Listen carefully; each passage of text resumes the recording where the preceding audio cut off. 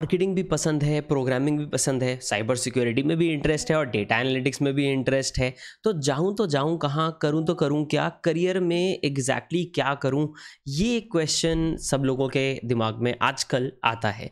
अब मैंने multiple times जब वीडियोस में बात की है तो मुझे आप लोगों में से कुछ लोगों का ऐसा इनपुट आया कि यार भाई मेरे को ना 2 या 3 चीज़ें पसंद है। अब मेरा बैकग्राउंड इसका है बट मुझे इसमें भी इंटरेस्ट है, मैं कैसे उन दोनों चीज़ों को जो है कंबाइन करूँ एंड कैसे मेरा करियर बिल्ड करूँ, मुझे समझ नहीं आ रहा मैं करियर कौन सा चूज़ करूँ।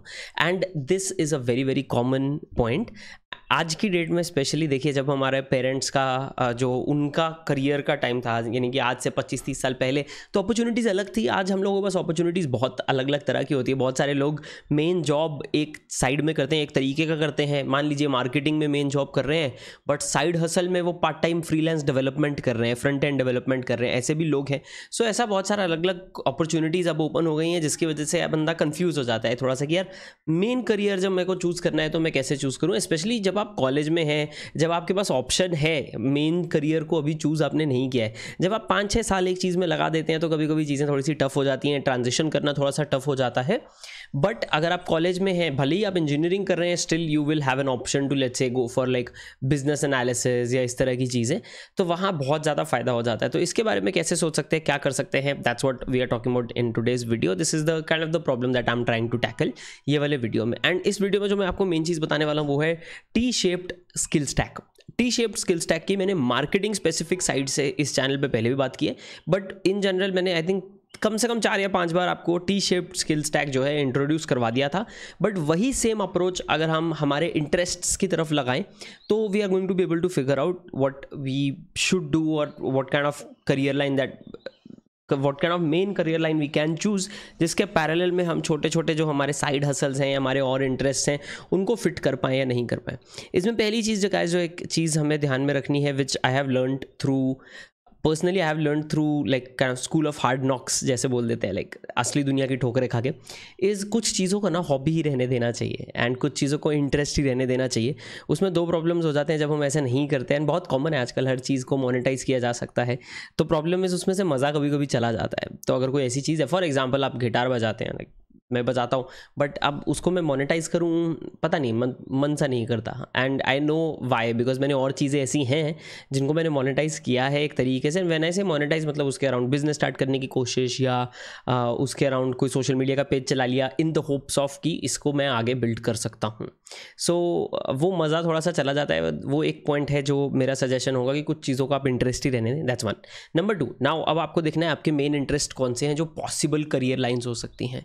उसके अराउंड आपको ये देखना है 1 या 2 स्किल्स जो आपका कोर करियर बन सकता है, एंड बाकी की जो आपके इंटरेस्ट हैं उनको हम as an add on skills add करने के बारे में सोचेंगे, ताकि आपका जो कोर करियर है या आपका कोर प्रोफाइल है वो बहुत ज़्यादा स्ट्रांग हो जाए। इसका मैं आपको अच्छा एक एग्जांपल अगर देना चाहूँ तो एक ग्रोथ मार्केटर, राइट, मैं मेरे प्रोफाइल की बात कर लेता हूँ एज एन एग्जांपल। एक ग्रोथ मार्केटर जिसको प्रोग्रामिंग, जिसको फ्रंट एंड डेवलपमेंट आता है, वर्डप्रेस आता है, जिसको शॉपिफाई डेवलपमेंट आता है, एंड जिसको टेक्निकल एसईओ की भी नॉलेज है।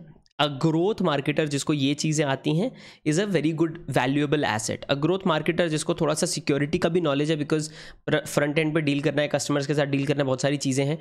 It is a great asset for any company. कोई भी कंपनी बहुत खुश होती है, राइट, कि अरे यार मार्केटिंग वाले बंदे को हायर कर रहे हैं बट इसको डेटा एनालिटिक्स का भी थोड़ा बहुत आता है, इसको पता है, like this person is not going to be like zero in that, but इनको इस बंदे को प्रोडक्ट समझता है। तो अब ग्रोथ वाला बंदा है जिसको प्रोडक्ट समझता है, मतलब वो मार्केटिंग टीम और डेवलपमेंट टीम के बीच का लिंक बहुत अच्छे से बना पाएगा। So will be able to learn from the marketing efforts and marketing campaigns, and you'll be able to transform those into viable product feature ideas which can be communicated in a proper way development team के साथ, as well as keeping in mind कि development team की capabilities कैसी हैं, right? एक marketing वाला बंदा जिसको project management भी आता है इसके अलावा is also going to be good team lead।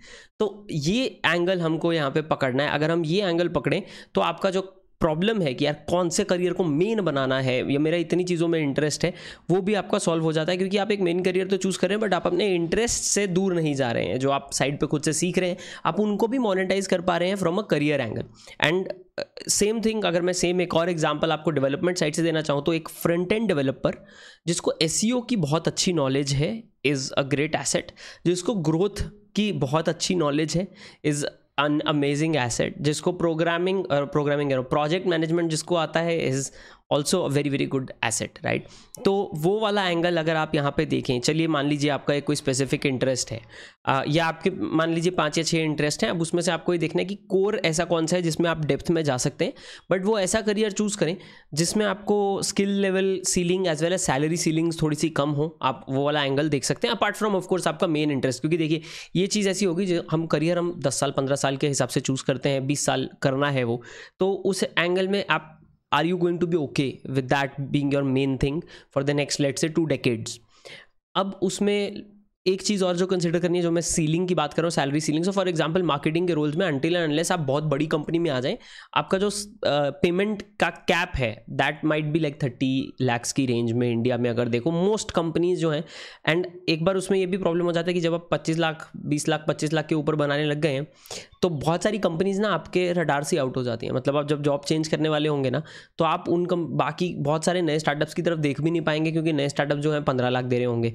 अब आप 10 लाख का तो फटका खाओगे नहीं, until unless the possible upside is very very very high, आपको बहुत अच्छा इक्विटी मिल रहा है, राइट। सो वो वाला एंगल थोड़ा सा हो जाता है। एंड मार्केटिंग में कॉमन, डेवलपमेंट में थोड़े से आपके पास ऑप्शंस ज़्यादा ओपन रहते हैं फॉर लॉन्ग टर्म, गिवन अभी जो टेक में हायरिंग फ्रीज एंड ये सारी चीज़ें चल रही हैं, वो सबको पकड़ के ही बोल रहा हूँ मैं, लॉन्ग टर्म के हिसाब से बोल रहा हूँ। So that's one of the things that you will have to look at in my opinion, कि इस फील्ड में सैलरी के जो सीलिंग्स हैं वो किस फिगर के आसपास आते हैं, and am I going to be happy with that figure. So for example मेरे लिए अगर मैं 20 लाख की सैलरी आज ढूंढ रहा हूँ, तो मुझे ना 3 बार सोचना पड़ता है कि यार 20 लाख की सैलरी है, पता नहीं मतलब होगा नहीं होगा, कम है मेरा वो अभी point. I am at a point where it is a step down for me. For you अगर आपको लगता है कि आप लेट्स एंड मैं प्लस टियर 1 सिटी, लेकिन पुणे में हूँ, so which is an expensive city, so अगर आप थोड़ा चीपर सिटी में हैं तो 20 lakh might be very very good money. तो वहाँ पे हो सकता है वो कॉन्टेक्स्ट आपका अलग हो, वो भी आपको चीज़ देखनी है, जो कि बहुत बार हम लोग यूट्यूब वीडियोज़ में ना ब्लैंकेट एडवाइस में हम लोग नहीं फॉलो कर पाते। बस बंदा बोल देता है यार 20 लाख बहुत अच्छी सैलरी है, कोई बोल देता है 10 लाख बकवास सैलरी है। बट अगर आप किसी टियर 3 सिटी में रहने ने आपको रिमोट काम करने का 9 लाख 8 लाख मिल रहा है, बहुत ही अच्छा सैलरी है, बिकॉज आपका रेंट ही 2000 3000 4000 रुपये होगा। जहाँ जिन सिटीज़ में आप टियर 1 सिटीज़ में जहाँ 50 60 70 हज़ार रेंट है, वहाँ मतलब ही नहीं बनता ना 20-25 लाख के नीचे बात करने का। तो वो वाली चीज़ें बहुत ज़्यादा इंपॉर्टेंट हो जाती हैं। एंड ज़्यादा पैसे सबको चाहिए, but it also depends, right, because if you are able to earn less but save more than somebody जो आपसे 3 गुना पैसा कमा रहा है, आप नेट फिर भी पॉजिटिव में हो। सो वो एक बहुत इंपॉर्टेंट पॉइंट है जिसको हम कंसिडर करना भूल जाते हैं when choosing your main career line. उसके पैरेलल में आप देखें आपकी कौन से इंटरेस्ट्स हैं जो पैरेलल स्किल्स की तरह कन्वर्ट किए जा सकते हैं। सो अगर आपको डेटा एनालिसिस में इंटरेस्ट है एंड आप मार्केटिंग साइड में अपना करियर बनाना चाह रहे हैं, तो marketing analytics is going to be a good one to add as an add on skill जब भी आप जॉब ढूंढ रहे हैं। उसका आपको फिर फायदा हो जाएगा, प्लस जब भी आप कंपनीज में काम करेंगे तो आपका टच उससे छूटेगा नहीं, because that is going to be one of the things जिस पे आप ध्यान रखते हैं। तो टी शेप्ड जो मैं बता रहा हूँ वैसे ही है, broad knowledge of multiple skills and in depth knowledge of 1 और 2 कोर स्किल्स, एंड उसी बेस पे फिर आपका जॉब प्रोफाइल बनता है। तो अगर आप SEO वाली साइड पे कोर नॉलेज रख रहे हैं बट बाकी की ब्रॉड नॉलेज रख रहे हैं, दैट इज़ वन। अगर आप फ्रंट एंड डेवलपमेंट अपना कोर रखना चाहते हैं बट ब्रॉड नॉलेज में आप SEO के ऊपर भी ध्यान रखना चाहते हैं, that is another one, right. So इस तरह की चीज़ें आप यहाँ पे बिल्ड कर सकते हैं when it comes to your T shaped skill stack, and that will help you answer that कि यार मतलब समझ नहीं आ रहा क्या करूँ या किसको आउट करूँ मेरी लिस्ट से। तो उसमें आपकी ऑप्शंस भी थोड़ी सी नैरो हो जाएंगी, कुछ चीज़ों को तो आपको आउट करना ही पड़ेगा, बट स्टिल मोटा मोटा आप बहुत सारी चीज़ों को जो है अपने करियर में इंक्लूड कर पाएंगे एंड आपके इंटरेस्ट पे आप रेगुलरली फिर काम कर पाएंगे। And this is kind of where I am coming from and this is how I have built things and this is what I wanted to share. Hope ये वीडियो थोड़ा सा like kind of monologue kind of video. I hope this video really helps you out, and in case you have any more questions, as always guys, don't forget to leave them in the comments below. I'll see you guys next time. Till then, bye and take care.